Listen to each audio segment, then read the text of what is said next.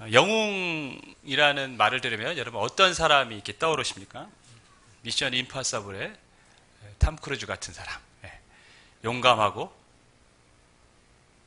또 정의롭고 죽음을 두려워하지 않고 희생하고 그 다음에 무엇보다도 모든 적들을 이렇게 무찌를 수 있는 그런 지혜와 힘이 있는 사람. 더 중요한 건 잘생겨야 되죠. 그런 사람이 이렇게 영웅의 이미지로 떠오릅니다. 사람들이 생각하는 영웅은 좀 그런 이미지가 있습니다. 그런 측면에서 보면 지난주까지 살펴봤던 삼손은 영웅의 이미지와는 조금 어울리는 사람이죠.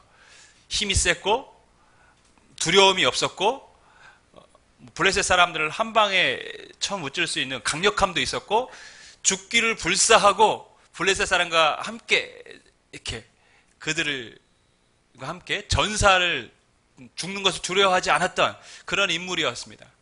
성경에는 그에 대한 외적인 묘사가 나타나지 않았지만 굉장히 키도 크고 건장했을 것 같고 머리도 긴 생머리에 바람에 휙 휘날리며 이렇게 찍어놓으면 굉장히 멋있었을 것 같은 그런 이미지가 연상이 되는 게 이제 삼손입니다. 그런데 오늘 우리가 읽은 이제 본문에 이제 기드온이라는 사사가 등장하는데요. 민족을 구원할 영웅인데 실은 기드온은 그런 이미지로 보면 영웅과는 거리가 멉니다. 기드온은 겁쟁이였습니다. 소심했습니다. 의심이 많았습니다. 그는 대의를 위해서, 큰 일을 위해서 나갈 만한 그런 마음도 별로 없었습니다. 그러니까 딱 보면 그는 영웅이 될 만한 사람은 아닌데 하나님은 기드온을 사사로 세우시고 이스라엘을 미디안에서 구원시키십니다. 실은 사사기에는 예상하지 않았던 사사들이 등장을 합니다.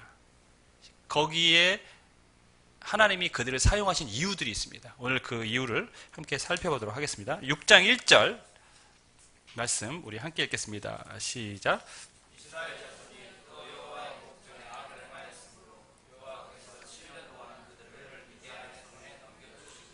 우리가 이 본문에서 특별히 사사기에서 주목해야 될 단어가 하나 있어요. 뭐냐면 또라는 단어입니다.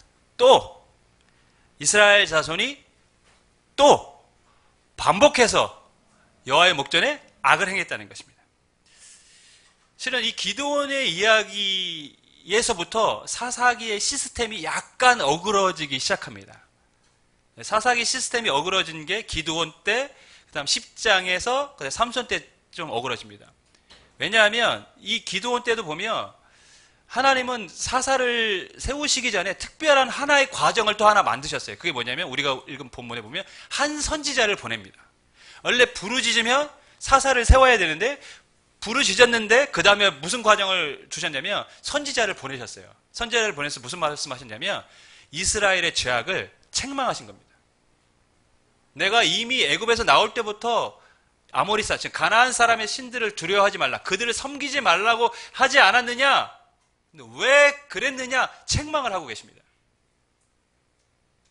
이스라엘은 지금까지 역사를 통해서 사사기 이야기를 통해서도 보면 알 수 있듯이 이스라엘이 범죄하면 그 다음에 뭐가 따릅니까? 하나님의 징계가 따른다는 것을 역사적으로 계속해서 경험해 왔습니다. 그러니까 범죄하면 하나님의 징계가 바로 온다라는 것을 뼈저리게 경험을 했는데도 이들은 지금 뭐 하고 있죠? 또 죄를 범하고 있는 것입니다. 그러니까 경험을 통해서 못 알아들으니까 이제는 직접 선지자를 보내서 너희들이 지금 왜 이런 고통을 당하는지 알아? 하고 선지자를 통해서 직접 말씀하고 계신 거예요. 간접적으로 이렇게 해도 못 알아들으니까 불러다 놓고 얘기한 것입니다. 너희들 우상 숭배해서 그래, 지금. 이스라엘 백성들은 근데 깨닫지 못하고 어떻게 합니까? 점점점 더 영적으로 타락해가고 있음을 우리가 알 수 있습니다. 여기서부터 시작이에요. 하나님은 선지자를 통해서 죄를 깨닫게 하십니다. 나중에는 어떻게 하십니까? 부르짖어도 나 선지자 사사 안 세울 거야, 이렇게 말씀하십니다. 여기까지는 뭡니까? 죄가 심화되고 이스라엘 백성이 점점 타락해 가니까 깨닫게 하시기 위해서 선지자를 보냈어요. 그래도 안 되니까 10장에 가니까 부르짖어도 됐다, 이제 그만하자. 사사 세울 필요가 없다. 세우면 뭐하냐? 너희는 또 원래대로 돌아갈 텐데. 사사 안 보내겠다, 이렇게 말씀하십니다. 그런데 삼손 때는 어떻습니까? 부르짖지도 않습니다. 이제는 그만큼 타락했다는 것이죠. 그만큼 영적으로 무뎌졌다는 거예요. 그러니까 하나님이 답답해서 하나님이 친히 사사를 세우십니다. 이게 지금 사사기에 어그러진 시스템이 이 기드온의 이야기부터 지금 점점점 시작되고 있음을 우리가 알 수 있습니다. 주보의 컬럼에 이런 글이 적어놨습니다. 당신의 삶에 해결되지 않는 죄를 묵인하지 말라. 하나님의 백성을 파멸시키는 것은 그냥 죄가 아니라 해결하지 않는, 회개하지 않는 죄다. 당신의 진영에서 해결되지 않는 죄는 당신으로 하여금 하나님의 복을 놓치게 한다. 무슨 말씀입니까? 하나님이 주시는 복 안에 살지 못하는 이유가 있는데 그것은 그냥 죄가 아니라 해결하지 않는, 회개하지 않는, 즉 반복된 죄라는 것입니다. 이스라엘 백성은 지금 뭘 하고 있습니까? 반복된 죄를 짓고 있습니다. 그러니까 그들은 하나님의 복 안에 있는 것이 아니라 오히려 하나님의 징계를 받을 수밖에 없는 그런 상태에 놓이게 된 것이죠. 여러분, 반복된 죄가 왜 무섭냐? 근데 우리 너무 이걸 쉽게 생각해서가 문제입니다. 반복된 죄가 왜 무섭냐? 하나님의 복 안에 그러니까 복 안에 살지 못하는 것이 무서운 것이 아니라 그 뒤에는 하나님의 징계가 따라오기 때문에 무서운 겁니다. 사람들은 그냥 대충 복 없어도 살 수 있으니까 요즘은 먹고 사는데 지장 없으니까요. 그 정도로 생각합니다. 근데 그게 무서운 게 아니에요. 하나님의 징계가 따라온다는 것입니다. 하나님은 이번에는 미디안의 손에 이스라엘을 넘기셨습니다. 그 고통이 엄청 극심했습니다. 2절 말씀 같이 읽습니다. 시작.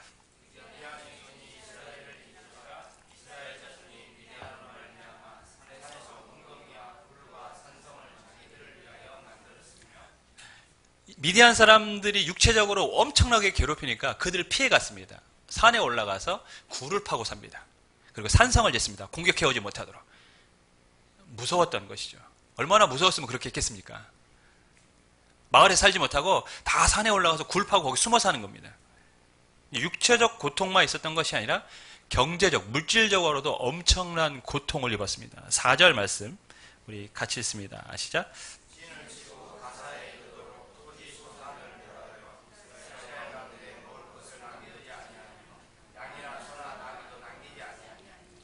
미디안 족속과 동방 사람들, 아말렉 사람들이 한꺼번에 몰려와서 파종할 때 되면 다 와가지고 음식을 다 싹쓸이해 갑니다.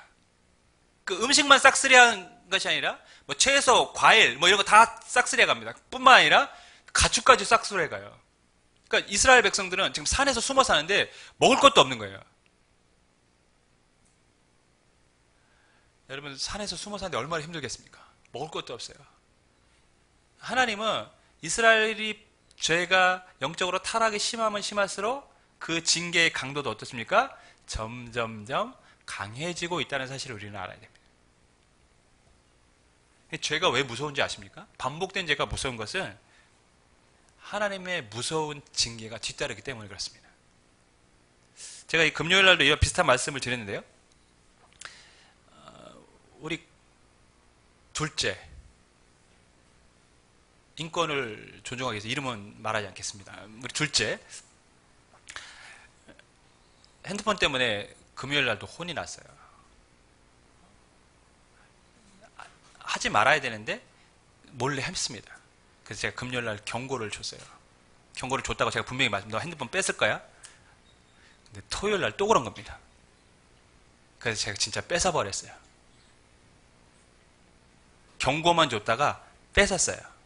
하루 종일 애가 불안해합니다. 핸드폰 어디 있어요? 그렇다고 애가 중독된 사람은 아니에요. 그러니까 핸드폰을 계속 찾더라고요. 오늘 아침까지도 핸드폰을 찾아요. 핸드폰. 왜냐면 오늘 저희 예배 끝나면 다 아이들은 핸드폰으로 뭐 하는데 자기 못할까봐 그게 두려워서 핸드폰 어디 있어요? 핸드폰 어디 있어요? 경고를 하다가 안 들으면 어떡합니까? 결국에는 시행을 합니다. 경고한 내용을. 이스라엘 백성들이 하나님 앞에 범죄하면서 살아갑니다. 하나님 바로 징계하지 않습니다. 보고 계십니다. 참고 계십니다. 그러다가 그것이 심화되면 어떻습니까? 결국에는 징계를 하는 것이죠. 하나님이 우리에게 원하시는 삶은 무엇인지 아십니까? 우리는 완전하게 살 수 없습니다. 그 우리 인정하잖아요. 우리 완전하게 살 수 없어요.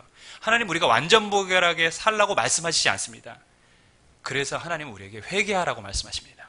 그 죄를 반복하지 말라고 말씀하십니다. 여러분, 회개할 때 하나님이 복이 가까워지는 줄 믿습니다. 회개할 때 하나님의 징계가 멀어지는 줄 믿습니다. 그래서 성경은 우리에게 늘 회개하라고 강조를 하는 것입니다. 하나님께 돌아와라. 여호와께 돌아와라. 회개하라. 그러면 너희 죄가 동이 서에서 먼 것 같이 너희 죄를 멀리 하겠다. 그게 회개의 능력인 줄 믿습니다. 이스라엘 백성들 고통스러우니까 어떡합니까? 그들이 행할 수 있는 유일한 방법은 하나님을 찾는 것이죠. 부르짖는 것이죠. 사람이 그렇습니다. 힘들어야 부르짖습니다. 6절, 7절 말씀 우리 같이 읽습니다. 시작.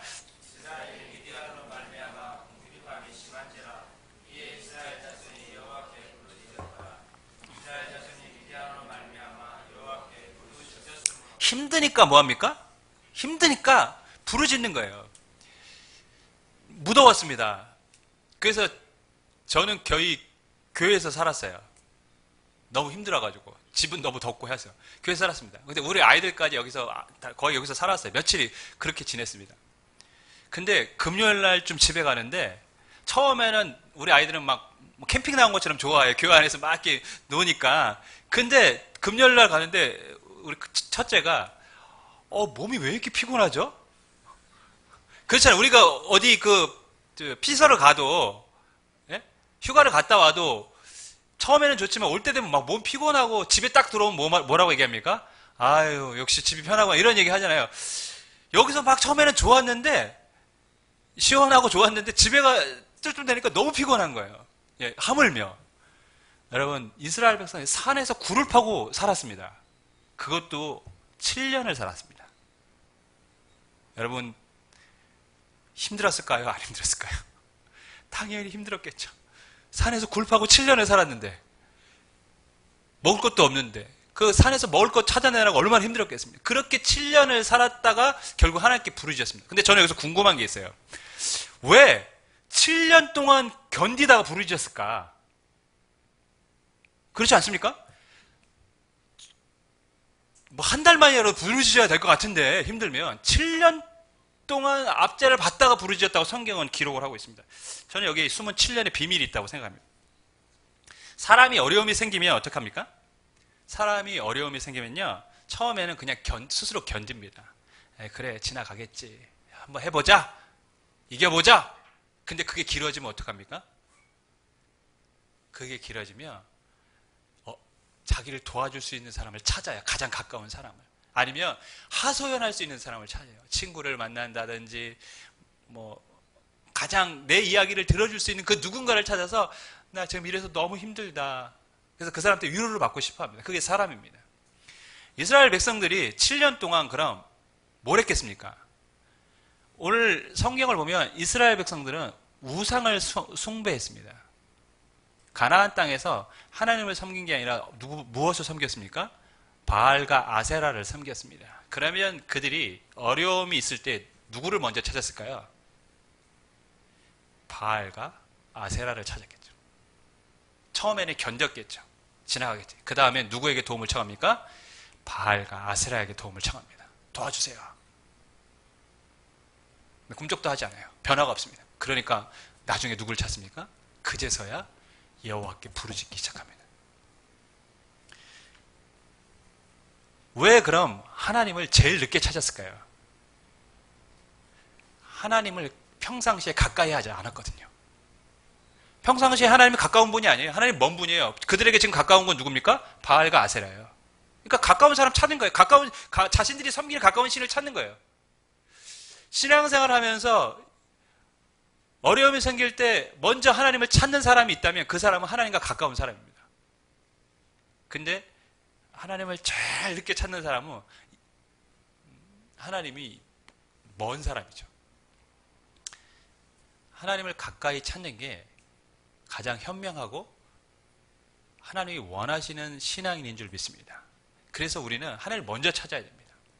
근데 이스라엘 백성들은 늦게 찾았어요. 7년 고생한 다음에 찾았습니다. 근데 나중에는 하나님을 찾지도 않아요. 그만큼 이스라엘이 영적으로 점점 하나님과 멀어져 가고 있었다는 사실을 우리는 알 수가 있습니다. 하나님은 이스라엘 부르짖음에 누구를 세우시냐면 기드온이라는 사람을 세웁니다. 이 기드온이라는 사람을 세울 때 기드온이 뭘 하고 있습니까? 11절 말씀 우리 같이 읽습니다. 시작.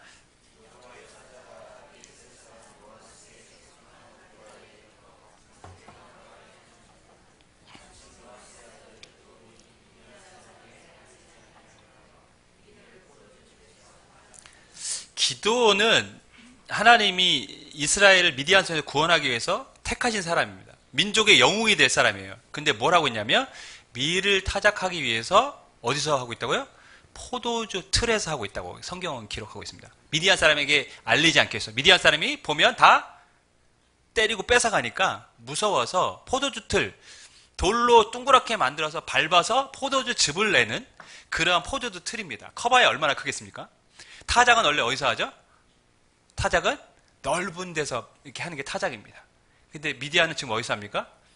포도주 틀에서 합니다. 저는 이게 그림이 항상 연상해요. 우리 동수 형제가 나중에 이 그림을 한번 그려줬으면 좋겠어요. 어떻게 타작을 했을까? 이만한 돌에서 거기서 하면서 이렇게 했겠죠. 뭔가 타작은 해야 되니까 아니면 뭐 그거 했겠죠.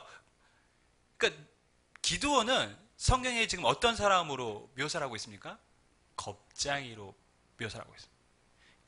용맹하고 담대하고 죽음을 두려워하지 않는 그런 영웅의 이미지가 아니라 겁많고 두렵고 소심한 그러한 이미지로 성경은 기드온을 묘사하고 있습니다. 그런데 이러한 기드온에게 여호와의 사자가 나타나서 어떻게 부릅니까? 그를 용사도 아니고 큰 용사요. 영어 성경어는 mighty warrior 이렇게 불렀습니다. 큰 용사요. 여러분 이미지를 12절 한번 읽겠습니다. 12절 말씀입니다. 시작. 여호와께서 여러분 포도주에서 타작을 막 이렇게 숨어서 몰래 하고 있는데 갑자기 여호와의 사자가 나타나서 기드온을 향해서 큰 용사요 했는데 아마 저 같으면은 뭐 딴 사람 있나 이렇게 봤을 것 같아요. 저요? 저 말하는 거예요? 왜냐면 큰 용사가 아니잖아요. 큰 용사의 모습이 아니잖아요. 그런데 큰 용사라니까 얼마나 그 호칭이 뻘쭘했겠습니까? 이 사람은 지금 나를 놀리는 거야 라고 생각을 한 것입니다. 그래서 변명을 하기 시작합니다. 뭐라고 변명하냐면 한번 본문을 찾아보겠습니다. 13절부터 13절 말씀 우리 같이 읽습니다. 시작.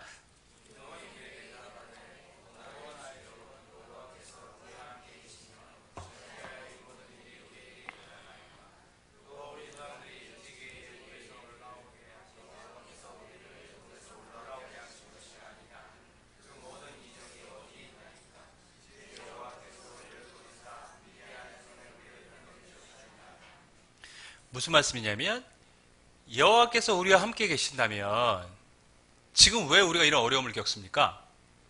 옛날 우리 선조들에게 애굽 땅에서 행하셨던 그 하나님의 기적은 지금 어디에 있습니까? 우리 눈에는 지금 보이지도 않는데 지금 우리가 이렇게 어려움을 당하는 것은 하나님이 우리를 미디안의 손에 넘겨서 그런 거 아닙니까? 그 지금 내가 미디안을 두려워서 이렇게 타작을 하는 것은 누구 때문입니까? 하나님이 이렇게 만드셨기 때문에 내가 지금 이렇게 하고 있는 거 아닙니까? 라고 지금 변명 아닌 변명을 내는 큰 용서했는데 자기는 용사가 아니거든요. 내가 이렇게 하는 것은 실은 하나님이 다 책임이 있는 겁니다. 겁장인데 속도 좁아요. 하나님이 용사라고 말하니까 놀렸다고 생각하니까 바로 발끈해가지고 다 하나님 책임 아닙니까? 하나님의 책임을 지금 전가하고 있습니다. 기드온은 하나님이 가라는 명령 앞에, 네가 가서 싸워라는 명령 앞에 자기 스스로 그럴 자격이 없다라고 말을 합니다. 15절 우리 같이 읽습니다. 시작.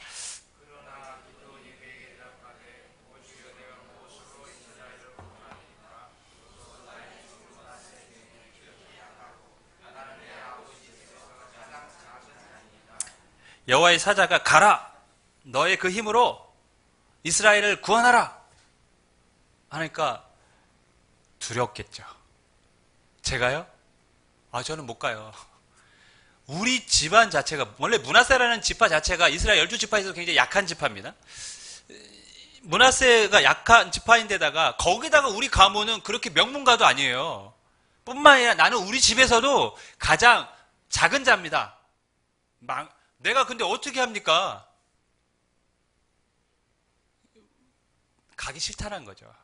가라라고 하는데 거기 갔다간 죽을 것 같거든요. 난 못 갑니다. 보내려면 명문가에 그 합당한 사람을 보내세요. 저는 그럴 만한 사람이 아닙니다. 겁 많고 속 좁고 자존감 낮고 거기에 희생할 마음도 없습니다. 나라를 구할 만한 영웅이 될 그릇은 아닌 것처럼 보입니다. 그런데 왜 하나님은 기드온을 쓰셨을까요? 이게 사사기가 주는 가장 강력한 메시지입니다. 하나님이 쓰셨던 사사들은 사람들 보기에는 면면이 그렇게 대단한 사람들은 아닙니다. 왜 하나님은 그런 사람들을 쓰셨을까요? 하나님은 사람의 능력으로 일하는 분이 아니라는 것을 알도록 하기 위해서 사람 눈에는 부족한 사람들 하나님이 쓰신 것입니다. 하나님의 능력은 사람의 능력 때문에 좌지우지되지 않는다는 것이죠. 물질, 권력, 뭐 이런 것 때문에 하나님의 나라가, 하나님의 교회가 움직여지지 않는다는 것입니다. 하나님의 부르심에는, 하나님이 누구를 세우실 때는 학벌이나 뭐 물질이나 이런 거에 달려있지 않습니다. 그래서 고린도전서 말씀에는 하나님께서 세상에 미련한 것들을 택하사 지혜 있는 자들을 부끄럽게 하려 하시고 세상에 약한 것들을 택하사 강한 것들을 부끄럽게 하려 하시며 하나님께서 세상에 천한 것들과 멸시받는 것들과 없는 것들을 택하사 있는 것들을 폐하려 하시나니 이는 아무 육체도 하나님 앞에서 자랑하지 못하게 하려 하십니다. 하나님은 왜 연약한 자를 쓰십니까? 하나님 앞에 누구도 자랑하지 못하도록. 내가 했어. 내가 잘나서 한 거야. 내가 탁월해서 그렇게 한 거야. 그게 아니라 이 모든 것이 하나님의 은혜입니다. 고백하도록 하기 위해서 부족한 자들을 세우신 것입니다. 나중에 기드온이 그러죠. 전쟁이 끝나고 났을 때 자기가 한 것이 아니라고 말합니다. 그러면 하나님이 선택하는 기준은 무엇일까요?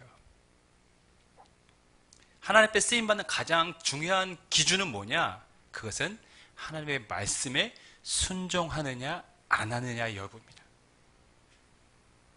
만약에 기드온이 끝까지 순종하지 않았다면 어떻게 됐을까요? 그는 하나님의 역사에 쓰임받지 못할 것입니다. 모세도 그렇지 않습니까? 저도 못 가요. 입이 둔하고 말 주변도 없고 제가 이 나이에 어딜 갑니까? 하나님 앞에 그렇게 얘기했을 때 결국에는 어떻게 하죠? 중요한 건 결국에 순종하면 됩니다. 기드온은 큰 용사도 아니고 위대한 하나님의 종도 아니었습니다. 하나님은 그에게 전쟁의 지략이나 용맹을 원하지 않으셨습니다. 단지 가라는 말씀에 순종하기를 원하셨습니다. 처음에는 못 간다고 얘기했지만 재차 말씀하신 후에 기드온은 간다고 순종을 합니다. 겁쟁이 기드온이 위대한 사사가 될 수 있었던 그 비밀 하나는 뭡니까? 순종했기 때문입니다. 하나님의 말씀에 순종하면 겁쟁이가 용사가 되는 것입니다. 소심한 사람이 마이티 워리어, 큰 용사가 되는 것입니다. 기드온, 모세, 여호수아, 예수님의 12제자, 실은 뭔가 세상을 뒤바꿀 만한 민족의 영웅이나 그러한 위치에 있었던 사람들은 아닙니다. 뭐 학문이 좋았거나 세상에서 인정을 받았던 사람들이 아닙니다. 그런데 하나님은 부족해 보이는 사람들을 쓰셔서 역사를 바꾸는데 사용하셨습니다. 그게 하나님의 일하시는 방법인 줄 믿습니다. 그래서 우리에게 늘 소망이 있는 것입니다. 교회에서 부족한 기도원을 세우신 두 번째 이유가 있습니다. 그것은 하나님은 모든 사람이 다 믿음의 큰 용사가 되기를 원하신다는 것이죠. 하나님의 사자가 큰 용사라고 했을 때 그 당시 기드온은 큰 용사는 아닙니다. 분명 큰 용사는 아니에요. 그 당시에는. 하지만 결국에 그는 큰 용사로 세워집니다. 그러니까 제가 봤을 때는 큰 용사라고 불렀을 때 그 기드온을 향한 음성은 현재적 의미가 아니라 무슨 의미입니까? 미래적인 의미입니다. 하나님의 사자는 기드온을 봤을 때 지금의 모습을 본 것이 아니라 어떤 모습을 본 겁니까? 미래에 하나님 앞에 쓰임받을 기드온을 보고 계셨던 것이죠. 지금은 나약하고 아무것도 할 수 없는 것 같은 그런 모습이지만 하지만 그가 순종했을 때 하나님 앞에 쓰임받아서 미디안의 13만 대군을 물리치는 위대한 민족의 영으로 세워질 그 기드온을 바라보고 계셨던 것이죠. 그래서 기드온을 향해서 큰 용사, 여러분 300명이 13만 명을 이기면 큰 용사라고 불려도 부족함이 없지 않습니까? 300명이 13만 명을 이기면 도대체 몇 대 몇입니까? 17대 1, 18대 1도 아니고 13만